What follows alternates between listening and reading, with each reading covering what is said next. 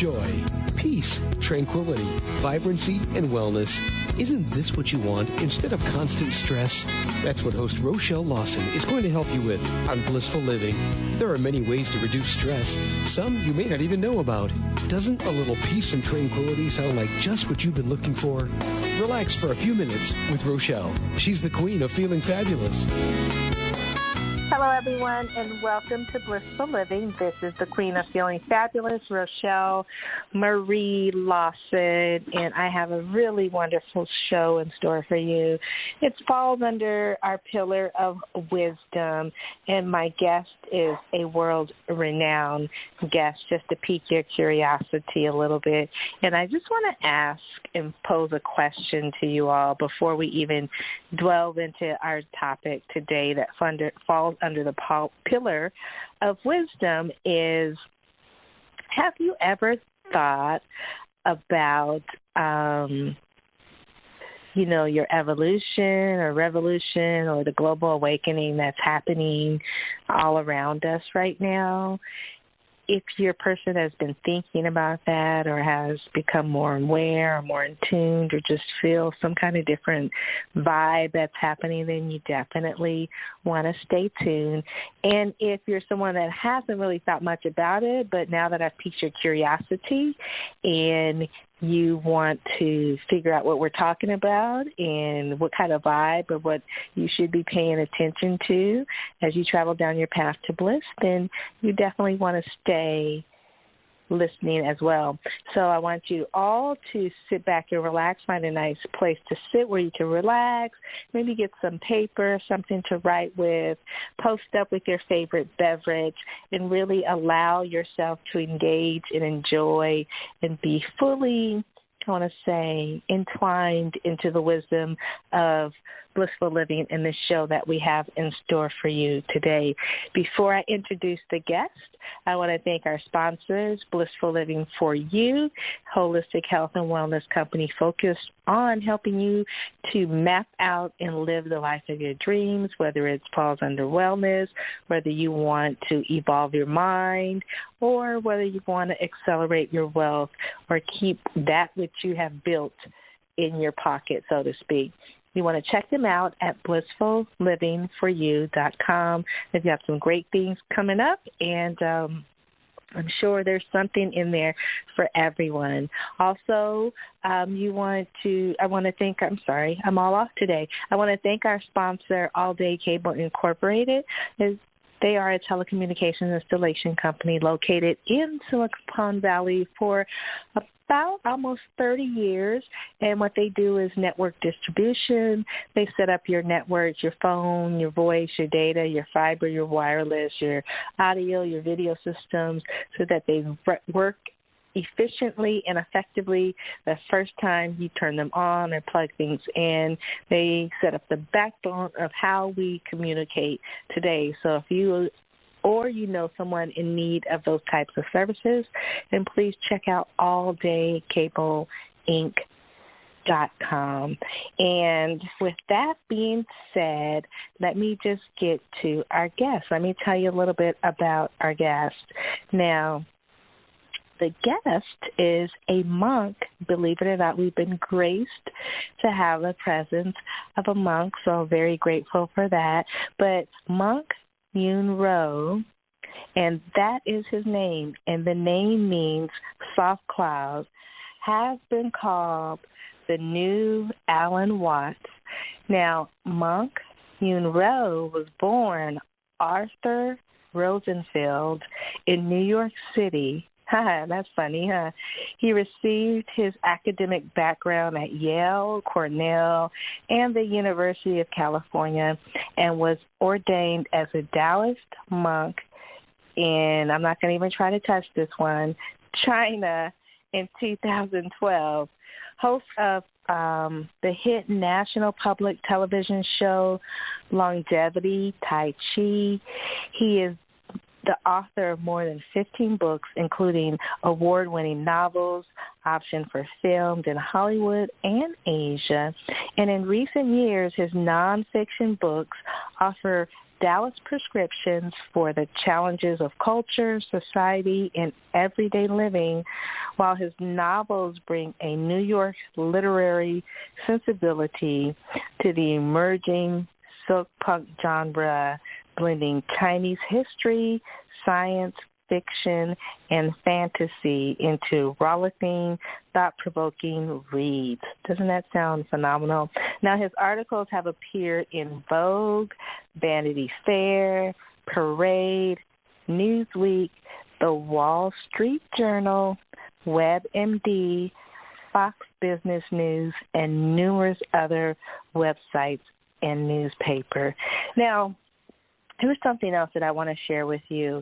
Monk Yun-ro began his formal martial arts training in 1980 and has studied with some of China's top Tai Chi Grand Masters. And in 2011, he was named Tai Chi Master of the Year as the World Congress on Qigong and Chinese Traditional Medicine.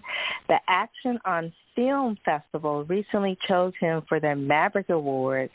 Previously, recipients include David Carradine, John Savage, and Talia Shire, and established an award for writing excellence in his name. Now, in July 2014, Yun-ro was the opening and closing keynote speaker at the International Tai Chi Symposium in Louisville, Kentucky. And in 2016, the American Heart Association profiled Monk Yun-ro as an inspirational resource. And with that, my friends, and to you, Monk Yun-ro, I'd like to welcome you to Blissful Living. Thank you for gracing us with your time today. How are you doing? I'm great, and thank you so much for asking me to be on the show. I appreciate the opportunity to chat. Well, good. It's great to have you, and we just look forward into diving more into your wisdom and the nuggets of gold that you're going to disseminate upon us. But before we get started, you have this book that you've written, the newest book, Mad Monk Manifesto, a prescription for evolution, revolution, and global awakening. And I want to really kind of focus the show around some of the thoughts in the book, but I want to ask you, why did you write this book? You've done so many other fabulous things, but why, would you want to write something like this, particularly calling it the Mad Monk Manifesto? It kind of gives me a vision of Mad Max or the mad guy from, I'm dating myself, but you probably know who I'm talking about, that mad guy anyways. So let's talk about the word mad, right? Because I think the title of the book, Mad Monk Manifesto, has this alliteration, which I like. I could have said, Angry Monk Manifesto, but that wouldn't have sounded as good, and it would also not have captured quite the fact that it's not just being sort of morally outraged at things that are going on, but it's also being a wee bit crazy. So, mad as a hatter, mad being a bit nuts. And I think, this book is a prescription that some people have, said is a bit utopian and unrealistic. And sometimes I get feedback about it saying, well, yeah, these are great ideas you put out there, but, we're never going to do that, or we can't really live like that, or nobody's going to be that high-minded, or we're not going to act that way. And, my answer to that is, why not? So I guess if people carry the book around in their backpack or their briefcase or their purse, and it's not a big book, but they take it out and they refer to it at times when they need guidance or inspiration about how to behave in the world and what decisions to make and how to see things differently, then I would be honored and delighted to have it play that role in the lives of many people, including the folks who are listening now. Because, it's one thing to say, boy, oh boy, look at all this stuff going on in the world, and look at the rise of totalitarianism, and look at the unfairness in the world and the inequities. Look at the way we're destroying our planet, which is probably our biggest issue. and then just throw up your hands and chat about it with your friends and oh poor me and oh poor world. But it's another thing to actually take action. So what I'm hoping will happen as a result of this conversation is that people will go and buy the book, read the advice that's in it, the guidance, the ideas, and use them, put them into practice in their lives.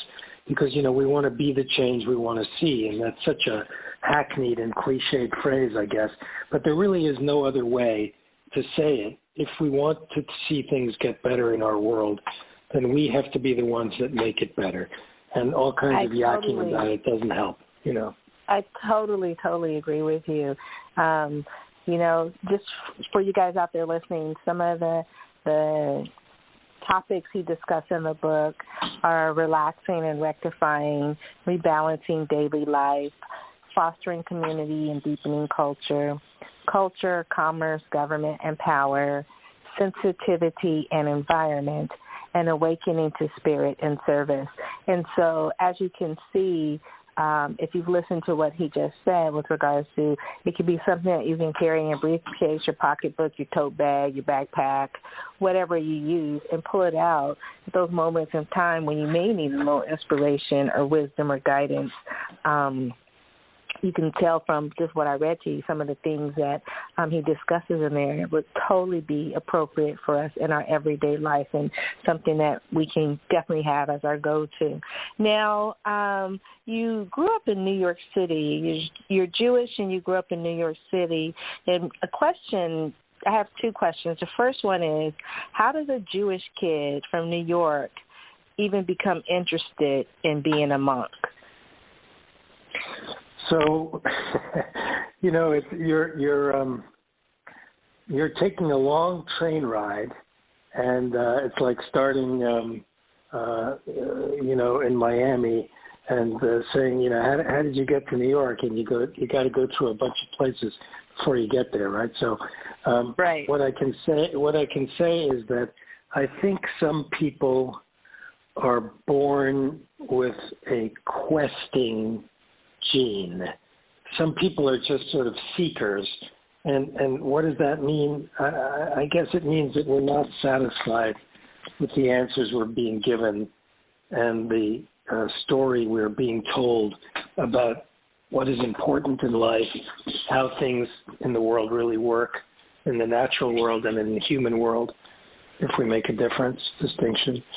And so, I feel like I was, my grandparents were Holocaust survivors. My father was an enormously powerful and famous physician, and his patients were, in those early days of my life, the people who ran the world. They were captains of industry, princes, kings, presidents, Hollywood people, and so on. And these people were in a steady stream through our New York City apartment as I was a kid. And they would come, to my father for help and advice with their health and other things. And one thing I noticed was that even though those people had everything that we're all taught to want, they were the people that we are told we want to be. So they were the rich and famous. They were the beautiful people. They were powerful. They were celebrities. And yet, the great majority of them didn't seem very happy to me, nor did they seem to be particularly evolved or advanced people. I remember that, one of them threw his wife down the stairs and killed her. Another one went to jail for tax evasion. Their kids didn't like them. They were depressed. Now, obviously, I'm not talking about everybody. There were some wonderful gems of people in that. But to a child's eyes, they were not all that. And so when I saw that, I thought, because I had this sort of seeker personality, maybe a skeptical personality, I thought, well, wait a second. If they're supposed to be and have everything we want, and we're all told we should be and we should want, how come they're not happier, and how come they're not really that great? And so if I thought, my next thing was, well, hang on, if I'm being sold a bill of goods about that, what other bills of goods am I being sold? What other untruths or half-truths or mythology is being foisted upon me in the area of, maybe religion or politics or social issues, and economics and other things, nationalism and patriotism and everything. And so, I just started to try to find deeper answers. And my mom was a philosophy major in school, and she was a student of a famous Jewish philosopher called Martin Buber. And she had a good library of philosophy books, and I was just trying to find answers to questions that the world didn't seem right to me. And I went into that library and I started reading, and the things that struck a chord with me are the things from Asia. And of course I was a little boy, I was 10, 12 years old. I couldn't understand them. And I don't know that some of these things, that some of these texts that I'm referring to are so difficult and impenetrable that even now, as someone who's many decades into this study, I can't be sure that I really understand all of them the way they were intended. There are issues of translation and language and context, and they're all from thousands of years ago. Who knows what they really meant back then and all that. But nonetheless, there was something there for me, and I felt it energetically and emotionally. And then along came David Carradine's TV show Kung Fu. Do you remember that show? Right, yes, yes. Yeah, so, everybody complained that Bruce Lee didn't get the role and that, Carradine's martial arts weren't that good. But I thought that he did a beautiful job of conveying the sort of peace of the Shaolin monk. And I remember looking at these flashbacks when the episodes had flashbacks to his monk teachers. Now, I can't tell you that as a little boy I thought, oh, boy, I want to grow up and be a monk. But I did. But I can't. I would be lying if I said that. But I can say that I was much more fascinated by the peace and calm and power of those monks than I was by any other aspect of that really fun program. That's interesting because I do remember watching the program. We didn't have a whole lot to watch back then like there is today, but I remember watching it. I was a little kid, but you're right. When I watched it, you got a real sense of peace. And okay, I'm a little kid. Whatever peace meant to me at that moment in time, when I think of what you're saying right now, and it takes me back to being a kid in front of the TV with my little brother or whatever. There was a certain peace that you saw that was disseminated in the monks when the main character would, discuss things or learn things from the monks. So I could see how someone growing up in New York City, which is, very rushed and go and fast-paced and, inside your little world, you were seeking to find that peace that you probably experienced, when you watched the show, just like I did.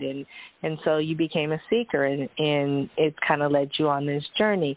Now, with regards to your journey of, being a monk or becoming a monk, so to speak, there's all different, I'm not maybe not articulating this correctly, but there's different types of monks, and you have chose to practice Taoism or be, with regards to the Taoist Buddhists.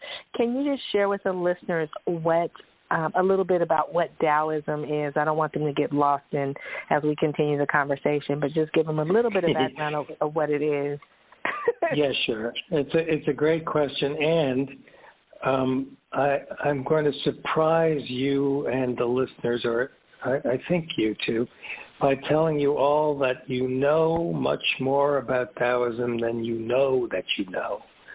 Because if you have ever watched Star Wars, you know that in that world there are these things called Jedis, and there are Jedi Masters, Jedi Knights, and that there is a rebellion, and that the rebels are fighting something called the Empire. And George Lucas, who created Star Wars, had a great interest in these Eastern philosophies, and he took to make his archetypes, to make the underpinnings of the world that he offered us in Star Wars, he drew upon Taoism. So the empire was the Confucian rulers of China who had all kinds of rules and regulations, and there was a lot of structure to their lives. You have to think about those clone warriors, those stormtroopers, thousands of them all lined up looking exactly the same in their white in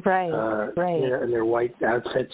And then you think of the rebels who were, you know, wearing robes and living in the forest and carrying lightsabers, and they didn't shoot anything. They had swords instead, and they used their minds, and they controlled things with their minds, and they had energy and all that. So Taoism is the nature, the natural religion that you see when you watch a Star Wars movie. And that's sort of a popular way of looking at it and thinking about it. So American people are actually more familiar with the Taoist idea and the Jedi Knights and their masters and the code and all that stuff. They know more about Taoism than they think they do because we have Star Wars. So I give 9 bows to George Lucas for that. Super cool. That's very cool. Thanks for that. Thanks for the analogy. Now, when I, look at Star Wars, I'm going to have a whole different perspective, so to speak, with regards to the symbolism and the things that happen on in the various Star Wars movies. But okay, so there you have it, listeners. Now you have somewhat of a background of the context of Taoism. Now, I want to talk about Tai Chi. And here's a funny question. You're going to think I'm a little silly, but it's a funny question, and I know people out there listening probably think the same thing. Do all monks practice Tai Chi? And, quote unquote, do you have to be a monk to practice Tai Chi? Okay, so the link between monks and Tai Chi is not particularly relevant for people's understandings in 2018 in the United States. So what is important, though, is to know that Tai Chi is a martial art. So something happened in translation. There's that movie Lost in Translation, that things do get lost in translation. And something that happened when American people started to go to China in the late 1970s, when China started to open a bit to the West, they would go and they would see these old people doing Tai Chi in the park. They would see them doing these slow movements, and they would ask, what is that? And then somebody would tell them, that's Tai Chi. And so the result was that people in the West began to think that Tai Chi is an exercise for old people moving slowly in the park, communing with the birds and nature. And actually, that's so funny. I remember seeing someone doing that, and this was like in 1989, and that's exactly what I thought. Sorry, not to digress, but that's funny. Yeah, no, that's exactly what everybody thought. But you see, you weren't wrong. You just only had half of the picture, because what people don't know when they go to Asia and see this is that those people that you're watching doing it in the park did not take it up after they could no longer play golf or tennis and were sort of bumbling and stumbling around, and it was all they could do. They have been doing it since they were 3 years old. They've been doing it their whole lives. So it's not that they're doing it now because they're old. It's that they're still doing it when they're not still doing other things. So actually, Tai Chi was a battlefield martial art. And in the form that we know it now, although it has ancestors that go back thousands of years, its ancestral practices, it started in the way we know it now in around 1600 in a particular family, in a particular village in the north of China. And it was just a battlefield system for fighting with traditional Chinese weapons, spears 12 feet long and halberds, big swords on the end of a long shaft that weighed 100 to 200 pounds. And it was mostly on horseback. And the idea of Tai Chi was you're going into battle, you want to come home to your family, you want to live. So use this art so you don't die. So now when people talk about Tai Chi is for health, I go, yeah. And it was originally for health, too, because, dying is bad for your health. Exactly. You want to go to war and you want to come home because war is bad for your health. Yes, it is. It's bad for your mind, body, and spirit. So, okay, cool. Because that's so funny because it's like, oh my gosh, you just took me back to 1989 when you were talking about the old people in the park, and it's like, yeah, that's what I would see. Don't see much of it now. Don't see much of, I should say, the people practicing it now like I used to, but definitely beautiful to watch.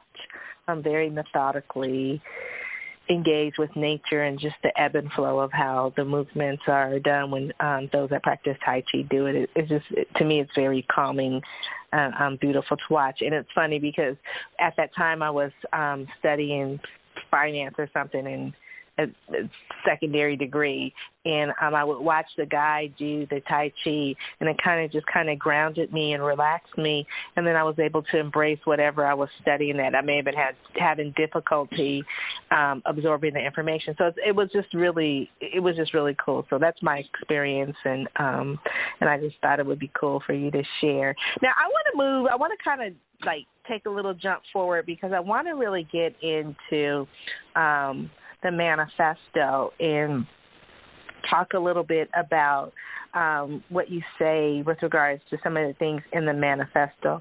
Now, the book does seem, as you even said, it's more utopian in a context. And you said that sometimes people don't really believe that they can make the changes. With regards to the things that you discuss in the book, is it really possible for us as a people to make the changes that you suggest seamlessly, or is it going to take a little bit of work for us to understand the concepts and apply them in our life so that we can make the changes that you suggest? Okay, so let me approach this the following way. When we finished up on Tai Chi, I forgot to just add to you that Tai Chi is a Taoist art, and there are other Taoist arts too. And this connects to the question you're asking me because there is a certain architecture to Taoist thinking. Taoists see the world and their enterprises a certain way, and the shape of Taoism, if we could say it that way, the rules, the structure of Taoism is that we begin inside us and we work on ourselves and we want to do certain work, and it certainly is work. There would be a disservice to our listeners to say that these things happen on their own, or they're sort of airy-fairy woo-woo stuff that, you just believe and manifest it by thinking about it all the time. No, there is work to do. And the Taoist prescription tells you exactly how to do that work, and the manifesto is quite specific about this work. So let's think about it this way. We are a stone dropped into a pond. And when we drop into the pond, we create ripples that move outward from our point of impact. So, the ripples first hit those closest to us, and then as they extend, they keep hitting things that are further and further away. But the other thing that happens is that the ripples expand. So the ones that are very close to us are small circles, but as they expand outward, they grow, and they get bigger and bigger and bigger. So Mad Monk Manifesto is structured the way these ripples would go from a stone, in the sense that first we make some changes to ourselves, and then we see the effect that those changes have in our own life and in the lives of those people close to us. But if we keep on doing the work, then we begin to see the ripples effect go all the way out into our town, our country, our society, and eventually the natural world and the environment and everything around us. So if you ask me, does the beginning of the book give prescriptions that we are to do for ourselves and work on ourselves, and is that hard work? some of it is hard and some of it is easy, but it all takes focus and concentration. You have to pay attention to what you're doing. And one thing to remember is that in the world we live in now, which you earlier referred to as being speedy and greedy, I think, I call it the speed and greed sort of anti-culture you talked about in New York. And back when I was a kid being fast, it was a lot slower than it is now. And so the people who are pushing us, whether they are our bosses, our politicians, our leaders, people who want us to move quickly, because they do not want us thinking deeply about anything. When we think deeply about anything, we begin to question things. And the people in our world who are taking advantage of us, who do not have our best interests at heart, rather they have their own interests at heart, these people want things from us. They want our time, they want our money, they want our support, they want our belief. And if we stop and think, we may withdraw that support in whatever form we've given it. And that is exactly what existing institutions and certain people in our lives want from us. They want us not to think. They want us to just believe everything we're told and go along. And our world is full of fictions. And I don't mean that in a good way, right? Because fiction can be a wonderful thing. I'm a novelist. I love writing stories. I love telling stories. Our culture, our religions, our societies are full of stories for a reason. The human brain is wired for story. We respond well to information given to us in the form of stories. So like, when you meet up with a friend that you haven't seen in a month or two, say, hey, what's going on? And what do? They don't give you bullet points about the things in their lives. They don't go 1, boom, 2, boom, 3, boom. No, they're going to tell you, what happened to me the other day? You never believe who I ran into. Let me tell you. Well, yeah, you're right. Exactly. Right? And then what everything after girl, let me tell you, is a story. Right. Yeah. Right. So we believe in stories about ourselves. We believe in stories about our culture, about our country, about our world, about nature. And it's important to know the difference between story and reality. Story is a learning tool. It's a communications tool. It's something that we do to share. But it is no more real than to say that the word moon is the same thing as that heavenly body floating up there in the sky. They're not the same thing. So the stories we tell are important and useful, but we have to recognize that they were written by people. So whether we're talking about religion or we're talking about politics or we're talking about economics, all of these stories that we're told were written by people. And their reality is only between our ears. And if our stories don't serve us, and whether they are the stories that we tell ourselves about who we are, who we want to be, who we are deep, deep down, what our true self, what we really want, or what we should have, or whether they're stories that we tell each other about our country and our world, they're still subject to analysis. And if they don't serve us, we have to be willing to let them go.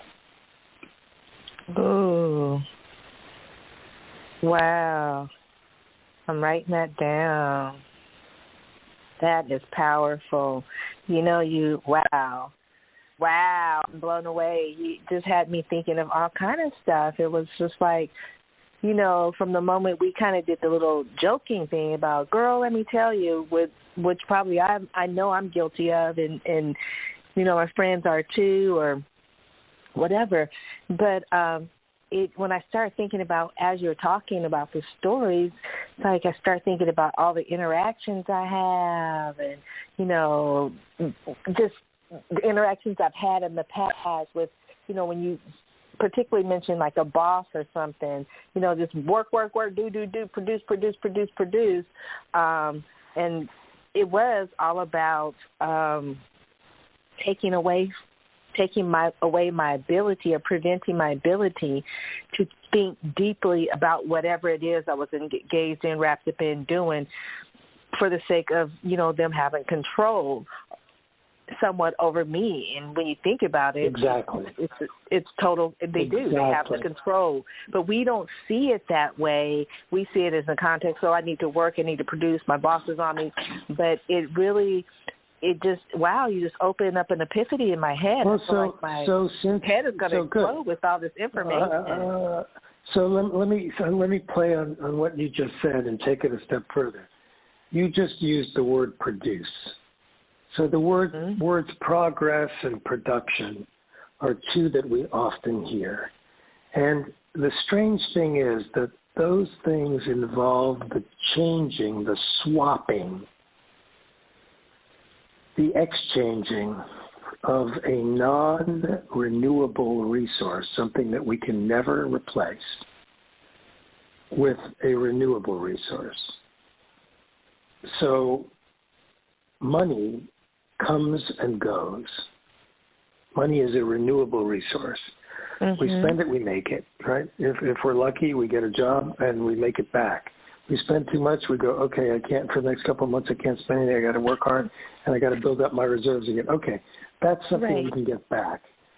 Time is not. Right.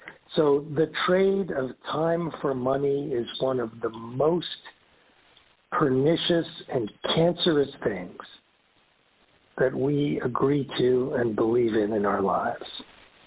The idea that we should serve somebody else's interests with the one thing we can never get back, the one thing that is most precious to us, more precious than a fancy car, more precious than a corner office or a hot boyfriend, more precious than a big screen TV, right?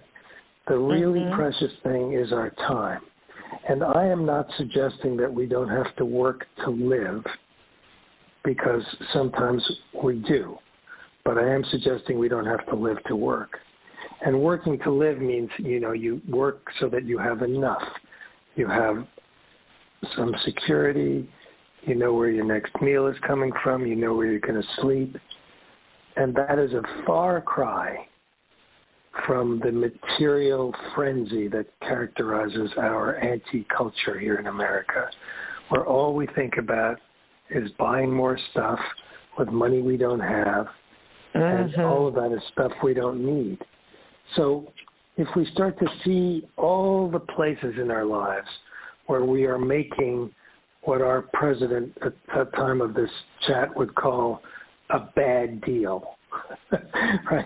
We're making a lot of bad deals, but we're making them because we believe the stories we were told. We were sold a line of bunk and we bought it. And it's not because we're stupid. It's because it starts when we're little babies. We start here. Today I saw a woman pushing a little baby along in a pram in a stroller. And and I saw this along the beach on a beach walk, and the baby was looking around and looking at the seagulls and the ocean, and all of a sudden the mom or nanny, I don't know who it was, but the caretaker took a cell phone and put it in this baby's hands. All of a sudden the baby stopped looking at the beach, stopped looking at the ocean, started looking at that terrible little screen that rules us all. And I thought, okay, well, so what chance does that baby ever going to have if its brain is being addicted to that thing right now already, so young? So we're being controlled and processed by these stories we're told, by the technology. And by the way, people accuse me of being anti-technology, and I suppose on some level that's true. But I'm not anti-science, right? Science is the inquiry that we want science. We got to know how the world works. We love science. Taoists are scientists. We want to understand how things work. We got to ask questions and try to find answers. But, there's kind of a bastard child of science is technology. And, when it helps us bring water from the ground so we can drink, or plant crops so we can eat, that's great. But when it has us, producing a new kind of, personal electronic device for some people in Asia to make billions on us, every week, then maybe not so much, right? Not so much. There's no such thing as too much scientists, but too much tech, yes. Really, really interesting point that you shared, or an observation, because I see that all the time with people today and their kids, these little kids, 2 years old, still in the stroller, being given iPads or some kind of computer device, and as a form of entertainment. There's no more parent interaction with the children. Like when we were growing up, you went to the doctor's office, your parents interacted with you, they talked to you, they taught you, how to behave, whatever the case may be. Nowadays, you see these people out with their kids, there's no interaction. You'll see people at dinner, and they pull out their cell phone. The kids got their little electronic device. The parents are on their cell phones. There's no interaction, and everybody is caught up in this fantasy world on social media that, oh, my gosh, she's doing that, or he's doing that, or he's got that, or he drives that, or she's, they're here, they're there. It's a fantasy thing that, they start feeling bad. I'm not living up to what my story should be. If their story is like that, my story should be better. And it's just this perpetual thing that is it just mind boggles me. And I'm just like, I'm so glad that I raised kids prior to all of this technology coming out, because I think kids are going to grow up, they're going to be socially inept. They're not going to know how to socialize with people on a one-on-one basis. And as you said, all these stories that are fed into this little handheld thing that people cannot break their addiction from, literally anything can be fed into that, and a story that's believed by those that see it, and they will believe it's reality, because why not? It's got to be real. It appeared on this device. So I'm totally with you on that. I think technology is great in aspects, but, I come from an age where people just we were just flying to the moon, and so kids played outside and they interacted, and if you had a disagreement with your neighbor down the street, you may have had a fist fight or whatever, but you went on about your way, and then the next day you're playing. I mean, it's just so different with all these stories, and I think technology has accelerated that astronomical with regards to this false reality that people now feel that they need to live.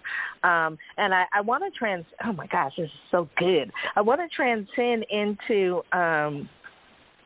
as I heard you speaking about technology and the evolution of things as we see these fake stories and these stories that we're told starting when we're very young that are not actually or may not actually be true, I detect a little bit, just a little hint of anger, or as we should say, madness. And I know in the manifesto you share a little bit about that. So can you just enlighten us listeners as to why do you think that right now in our day and age, I'm going to just say American people are just so angry? So let's go back to the little kid for a minute, and let's work our way back to this question. I'll see it because you hit so very many things. Let me see if I can find a path through this forest that we can follow together. So when you said that the parents were giving the kids the phone as a palliative, as it's more or less like a binky. Right, they're giving like the kids something to shut them up, right? Like a pacifier. That's the word I want. Mm-hmm. Thank you. So why do they want the kid pacified? Because they're looking at their own phones and they don't want to take the time to interact with the kid exactly as you described. So right. So here we are wandering through the forest trying to make sense of all this. So why is that? Why are the parents so addicted to those devices and to the social media version of the world. And the answer is that there is a kind of a rolling snowball. And the thing that kicked the snowball off the edge of the cliff and let it roll down, or down the side of the mountain, what kicked it off was this material society which substitutes human interactions, satisfaction, personal development, relationships, accomplishments, effort and reward, and the experiences of real life, and takes those away and gives us instead a hyper-material society where we value each other only based on what we have or what advantage the other person will give to us. Mm-hmm. So we have a very, very sick, deeply, deeply sick society. And the result of that sickness is that people are so alienated, disenfranchised, unhappy, disconnected one from the other, lacking in real deep relationships, in intimacy, touch, validation, appreciation, that there is so much suffering in our culture. We really saw it in the last election, but it's around us, and it's been here a long time. And it started with this, with these values. We lost the values of integrity and idealism and compassion, and instead we substituted, this country became a marketplace. And capitalism and material gain became the thing that everybody wanted, and everything else died. And so the result is that because we are not computers or abacuses or calculators, but we are feeling beings, spiritual and emotional beings, and emotions are always stronger than thoughts, then we're at sea. And because we suffer so much, we look for something to take the pain away. Some people use drugs for this. Some people use, whether they're opioids or alcohol, some people use destructive behaviors like anger that give them a momentary rush that dull the pain. When you're angry, you can't be sad. Anger feels better than profound sadness does. Some people, young men in particular these days, are so addicted to these role-playing games on the computer. Why?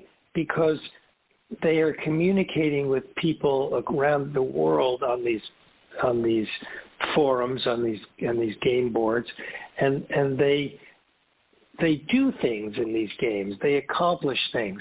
They go on quests. They have fights. People applaud them. They get reputations. They do everything that the real world could and used to and should provide for them, but now doesn't. And so the reason why the parent is addicted is that the parent is angry because the parent doesn't want to feel sad.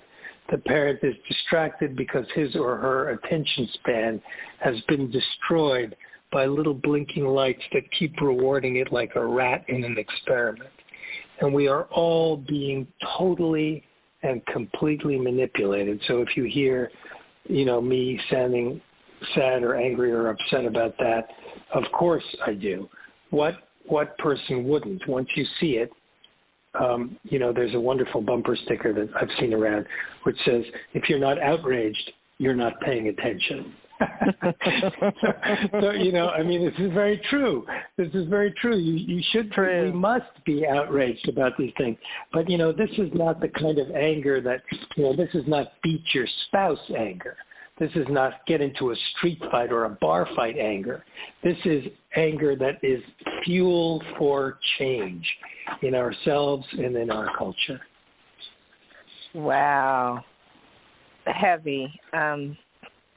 Again, full of a ton of information, lots of nuggets of gold, things to make you ponder just life right now and how we're living our life and all the stuff that's going on around us. And, it kind of has me thinking like who really is controlling my life? every time I pick up my cell phone now and I happen to click or tap the app for whatever it is, Facebook, Instagram, LinkedIn, whatever it may be, I'm going to be now a little bit more cognizant about it because, for one, it can be a huge time waster, time sucker. 2, it's time I can't get back.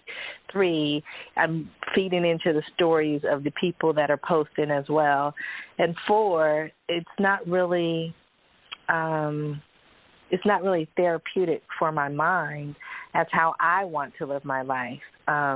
So this has just been very, very enlightening, and unfortunately, we're at the end of our time, and we just scratched the surface. But oh my gosh, I'm just like thinking, wow, I could spend days just talking to you and just absorbing the wonderful information that you have in your brain that just comes out with such practicality. It's like almost I feel like a sponge, and I'm just soaking it all up. I'm taking notes. I've got like 4 or 5 pieces of paper here filled with notes because it what you're saying is true, and it's just very interesting. But there's something I do want you to talk about before we go, and I am a huge fan of it, and I've been doing it for quite for about over 4 decades. And when I first started doing it, I didn't know what I was doing. I just know I just wanted to feel better inside. And that particular thing is meditation. And I know you advocate meditation. And in my career as a nurse and a nurse practitioner, holistic nurse practitioner, I would do meditation with my patients. I'm glad I'm not practicing clinically now, but with my patients, I was an emergency room trauma nurse, and I would literally do meditations with patients that were having heart attacks or things of that nature, and I would really literally see changes occur within an instant of us doing something with regards to how they're feeling, their symptoms, what was going on with them. And so, I'm so into it. But I know you're a huge advocate when it comes to medication. Is there a particular meditation style that you prefer, that you'd like? Any words of wisdom that you would like to share about meditation? Please feel free to disseminate upon us your wisdom. So, for people who don't really know what meditation is, let me just say that it's exercise for the mind. So we all understand that there are many, many different kinds of exercise, and when you read these, news stories that come out about how essential exercise is for your health, those stories don't say, it's only true if you play ping pong. It's only true if you run. It's only true if you swim. It's only true if you rock climb or play ball. All those things say is, you just got to get your heart rate up and use your body. And, I say in my Mad Monk Manifesto that sitting is the new smoking and that the human body is built to move. So we understand the physical ideas of exercise, but we don't so often speak of the mental aspect of meditation. So one bridge to meditation, and I very rarely hear anybody put things this way, is to start reading books. So remember, as we've just been discussing for the last 45 minutes, our brains have been trained away from deep thinking and focus. What we'll find is that when you first try to read a book, and I suggest you pick one that is of intense interest to you, either a nonfiction book about your greatest passion in life, whatever that may be, or the kind of novel, the kind of story that you just love to read, love to watch on TV. Or see in the movies, get a book version of that.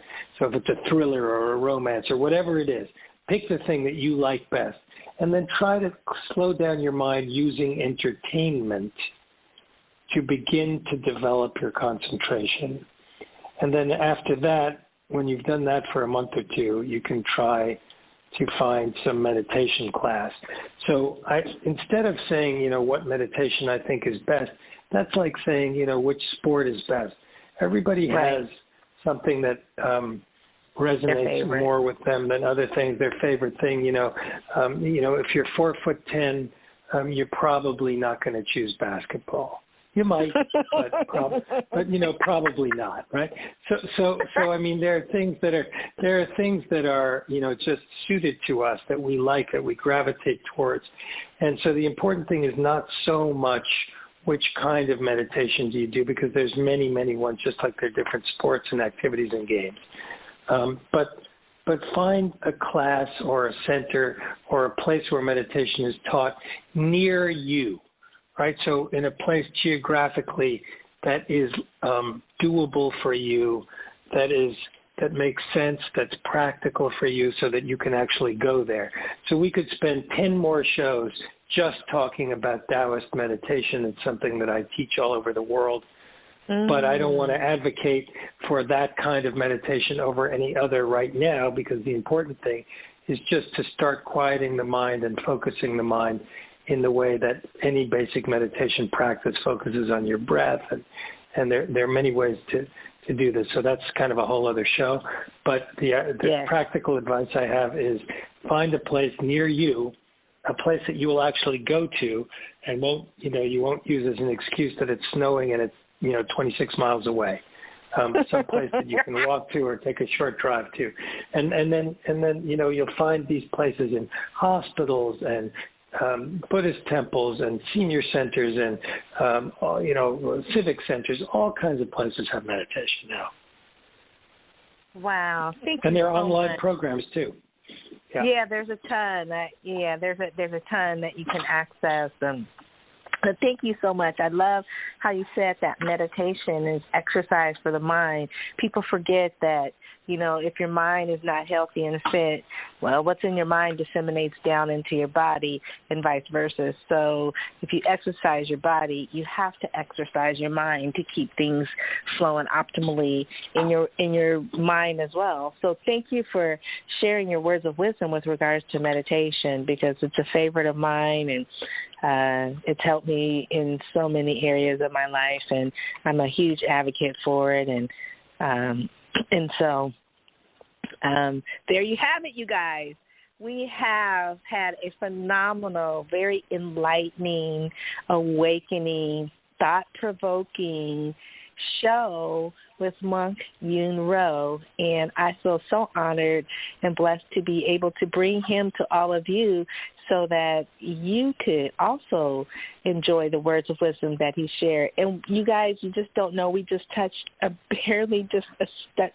scratched the surface of what he could have shared with us. There's so much more. I'd probably have to if I ever get a television show, I'm going to bring you on and we're going to do a series of shows. But it would be just great, to do that, because there's so much in my mind, that there's so much negativity in the world, and we don't ever hear about positivity or how we can keep our minds from getting caught up in the rapture of all the false stories and chaos and, caught up in the whole money making and greed and all that materialism and, reality crap that's not really reality.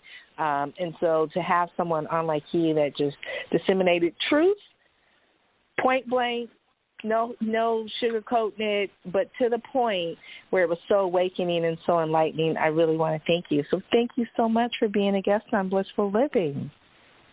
Thank you very much for having me. It was great fun.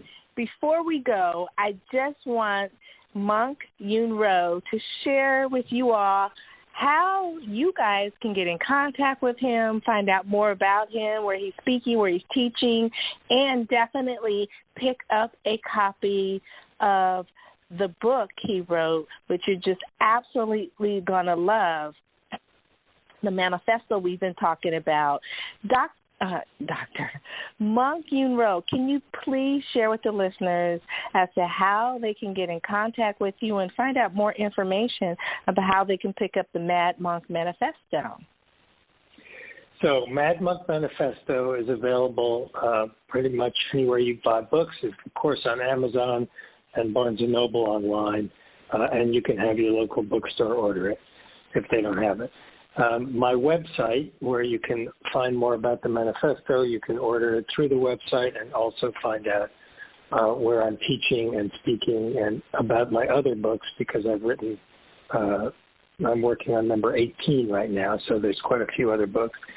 The website is Monk, M-O-N-K, Yoon, Y-U-N-R-O-U, so MONKYUNROU.com, and I'm on Twitter at Monk Yoon-Ro, Y-U-N-R-O-U.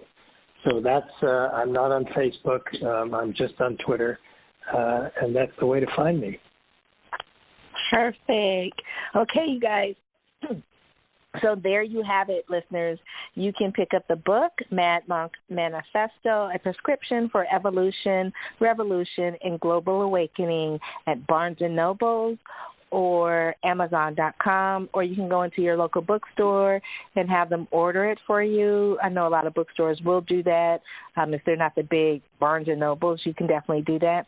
Or you can check in out on his website at monkyoonro.com, and that's spelled M like Mary, O, N like Nancy, K, Y-U, N like Nancy, R-O-U.com. Follow him on Twitter at the @ Monk Yoon-Ro, and I know he would be happy if you said you heard him on Blissful Living, or if you sent a message to him and said you heard him on Blissful Living and you're picking up the book.